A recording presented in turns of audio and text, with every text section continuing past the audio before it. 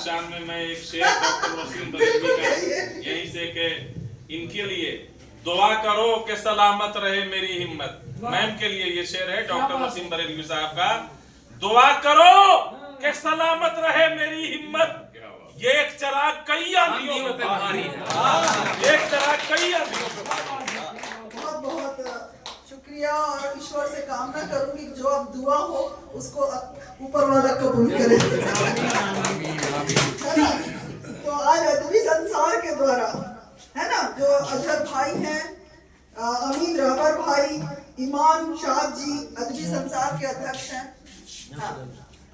और आप हमारे अदनान कासिम जी बहुत सुंदर गायन करते हैं, मेरा बेटा जैसा है, बिल्कुल बहुत सुंदर लगता है उसकी आवाज। और जिस तरह से उन्होंने भाई का कयूम भाई के लिखे हुए नगमों को जो आपने गाया वो सच में जीवंत कर दिया उस गाने को। बहुत ईश्वर के लिए लग रहा था, इबादत सुन रहे हैं, बहुत सुंदर से आपने उसको प्रस्तुत किया। और सभी अदबी संसार को चलाने वाले और हम सब इन संसार के लोग आपके साथ हैं। और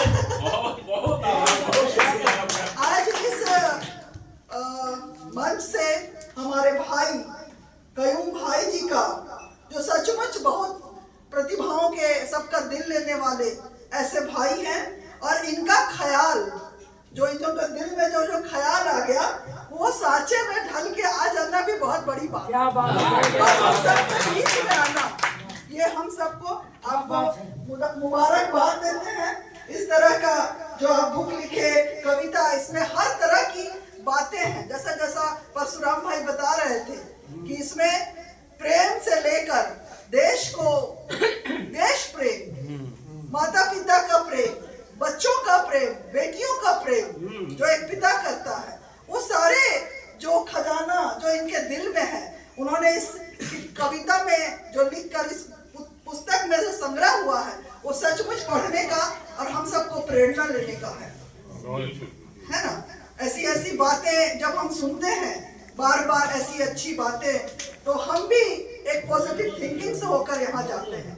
हमेशा अशरफ भाई बोलते हैं, जमील भाई, कि ये बहुत इनको अच्छा लगता है इसमें, सचमुच मुझे जाने का मन नहीं होता, पर बहुत सारा चीजें होती हैं जो और भी तरह के कार्यक्रम होता है। कहीं बच्चे का जन्मदिन मनाया जा रहा है, कहीं ब्रह्मभोज खाने जाना है, तो उन सब कार्यक्रमों में भी मुझे जाना होता है। और बहुत खुशी है कि सभी एक परिवार का हिस्सा मान के मुझे बुलाते हैं। इसके लिए भी मैं अपने शहर वासियों का बहुत बहुत आभार करूंगी कि मुझे एक अपने परिवार का हिस्सा समझकर मुझे अपने पास बुलाते हैं, मुझे जाने का अवसर मिलता है। और सभी से, जैसे अभी बाबू भैया का बेटा का कल हम लोग गए थे, है ना, बहुत सुंदर, उतना छोटा सा बच्चा। आज के समय में बच्चे मीडिया को देखकर कहां से कहां जा रहे हैं, पर उनके घर का हर बच्चा, कोई मेडिकल का पढ़ाई कर रहा है कोटा में, बेटी पढ़ाई कर रही है कोटा में, और 15 साल का बच्चा हाफिज बन गया। बताइए, पूरा कुरान उसने याद कर लिया। अब ये बदलाव है, ये घर का माहौल है। मैं चाहती हूँ किसी तरह का माहौल हर घर में हो और हर बच्चे संस्कारी हो। तो एक अच्छे परिवार का जो आज हम बच्चे पढ़ते हैं, कहीं ना कहीं हमारे समाज की व्यक्तियां हैं बहुत सारी, तो माता पिता को बांट रहे हैं। जो 4 बच्चों को माँ पाल लेती है, उन बच्चों, वो 4 बच्चे माँ को नहीं पाल सकते। तो इस तरह का जो संस्कार अभी जो आप हम सुनते हैं, देखते हैं, और घरों में जिस तरह का वातावरण तैयार हो रहा है, सचमुच ऐसा अद्भुत है, बहुत सुखद। कहते हैं कि वापसी है, कहीं हम भटक गए थे अपने मुद्दों से, पर हम अपनी जड़ों की तरफ वापस आ रहे हैं, बिल्कुल, है ना। तो ये बहुत अच्छी बात है। और इस तरह का मंच से बहुत अच्छी अच्छी बातें सुनने को मिलता है, प्रेम का गीत, विरह का गीत, और बहुत सारा चीज जो हम आम जिंदगी में, ये आज भाग दौड़ की जिंदगी में किसी के पास इतना समय नहीं है कि इतनी अच्छी बातों को सुन सके। तो हम सब भाग्यशाली हैं कि इस तरह का जो अदबी संसार जो है वो कार्यक्रम कराते रहते हैं, और हम सब अच्छे अच्छे नए नए बच्चे यहाँ पर आए हुए हैं जो अपनी लेखनी, अपनी कविता के माध्यम से लोगों को जगाने का काम करते हैं। क्योंकि एक लेखनी में वो ताकत है जो आप किसी को बोल नहीं सकते, पर लिख के इतना जोर वार कर सकते हैं कि अगला जो है वो कहते हैं ना, दहल जाए।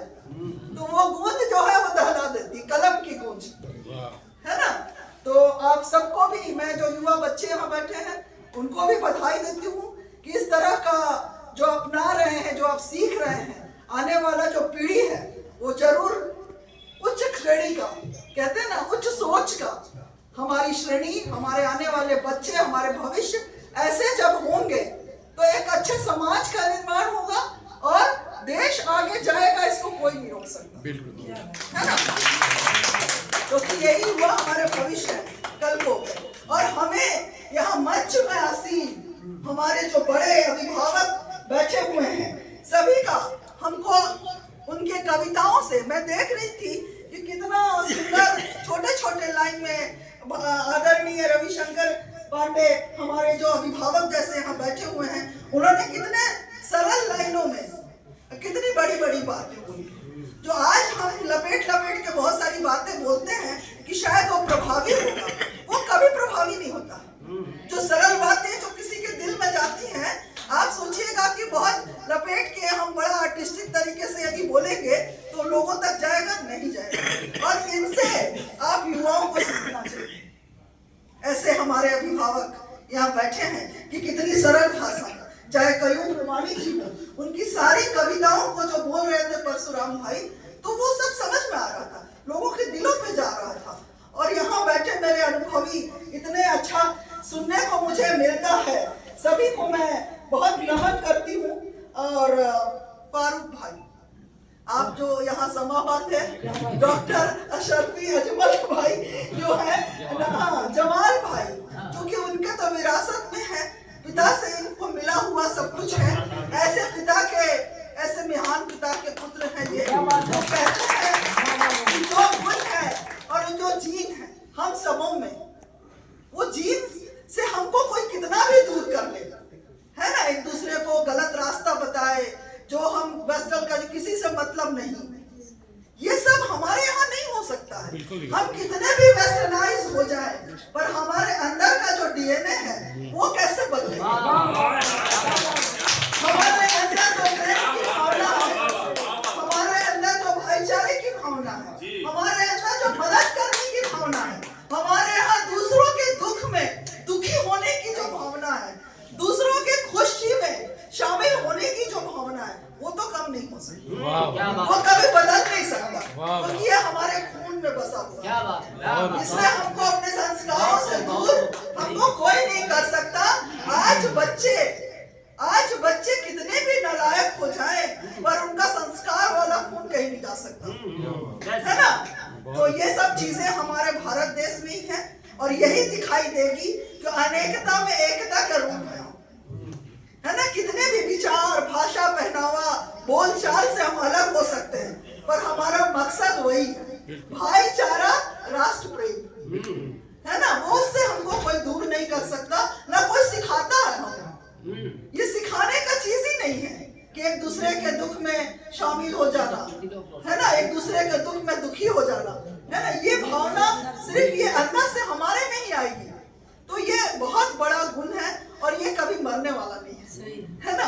तो हम सब को इसके लिए भी हम बहुत ऊपर वाले के शुक्रगुजार हैं कि हम ऐसी धरती पर पैदा हुए हैं जहाँ ये खानदान हमको खून में मिला हुआ है ना? हम ऊपर वाले के बहुत बहुत शुक्रगुजार हैं, उन्होंने ऐसे देश में, ऐसे लोगों के बीच में हमको जन्म, ऐसे माता पिता के बीच में हमको पैदा किया।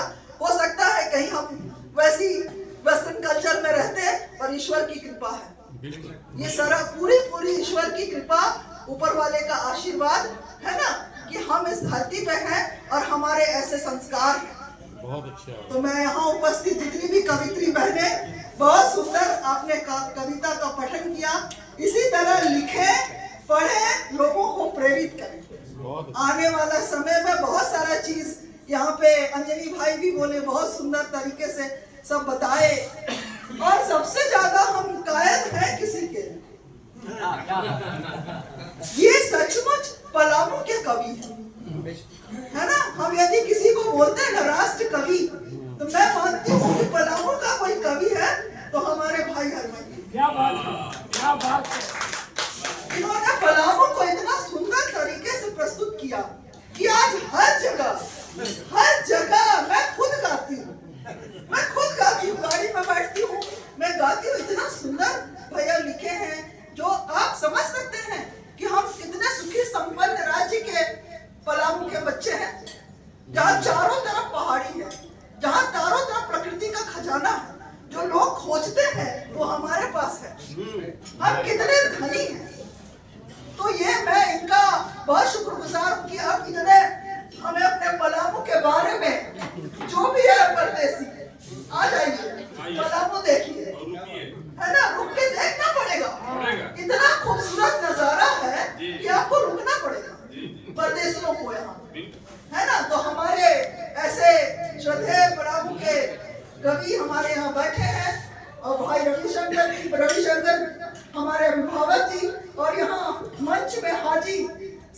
शांति भाई का भी।